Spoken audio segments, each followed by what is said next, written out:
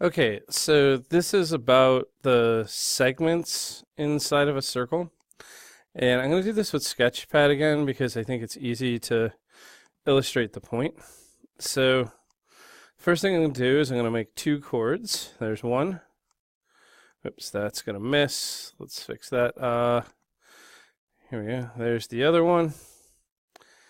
And we'll find their point here. There we go. There's the point of intersection. And we're going to measure some distances. So we're going to take the distance of that segment of the chord. Okay, so this is 5.5. The distance of this segment of the chord, 3.83. We're going to take the distance of this segment of the chord,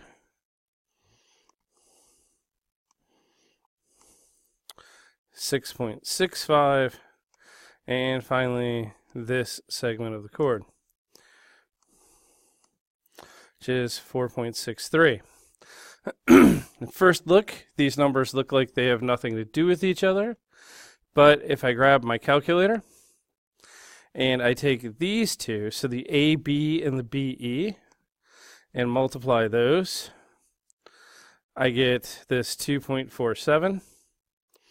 And if I take these two, same idea, so let's get the calculator again. BD times 3.83, and I get this 25.47. So if I multiply the pieces of the chords together, they come out as the same number.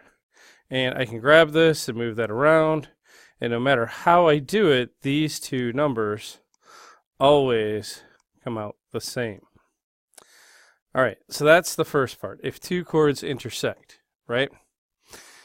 So now what we're going to do is change the game a little bit. And what we're going to do is we're going to make that intersection not happen inside the circle, but we're going to make that intersection happen outside, right? So I'm going to grab the circle and move it over here in the middle. Okay, so how do I do that?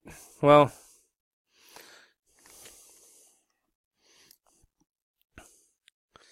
the easiest way to do that is to build two secants, right? So I'm going to do that.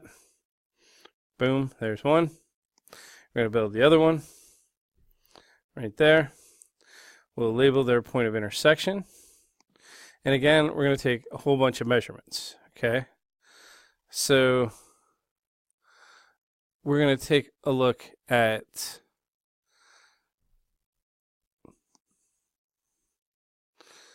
the segment here. So this is the whole piece from the point of intersection all the way to the back of the circle. So let's measure that distance. Right, so this is whole piece. And then we're going to take the outside part. Right, so we're going to measure that piece. Okay, so whole piece and outside part. Whole piece.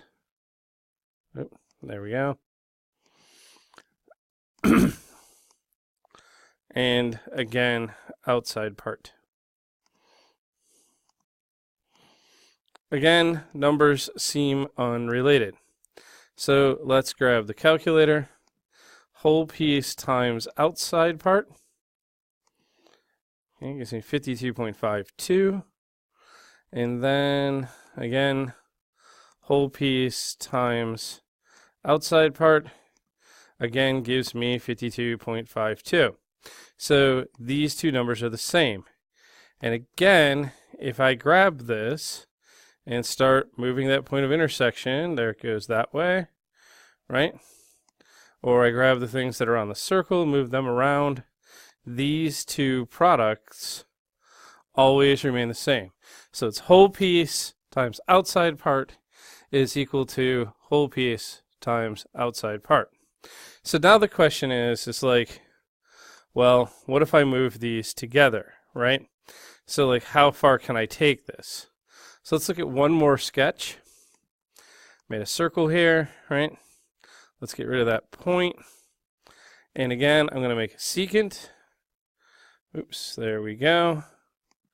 And this time I am going to make a point here on the circle. And I am going to take my circle and that point, and I am going to construct, oh, maybe not. I see how I have to do this. This is a bit of a tricky bit. I'm going to draw up in a radius. Aha, there we go. And I can construct through that point a perpendicular line. There it is. Now let me hide that radius because that's not part of my picture here.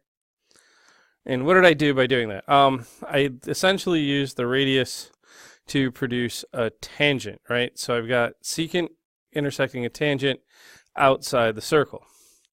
So just as I did before, this is whole piece times outside part. Oop, I'm gonna get rid of that. There we go.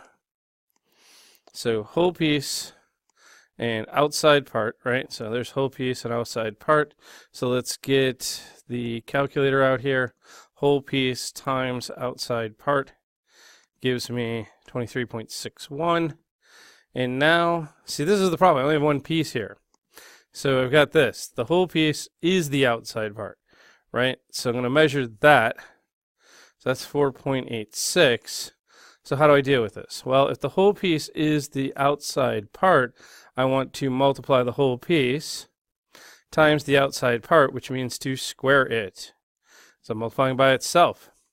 So whole piece times outside part is equal to outside part squared. And again, you can see, like, if I start moving things around here, these two values, the one coming from the secant and the one coming from the tangent, always remain the same. All right, so there you go. There's the video. I'm about to post it. It's probably an hour later than I thought it was going to be, but life happens. All right, so I'll post this, send y'all an email, and we'll be good.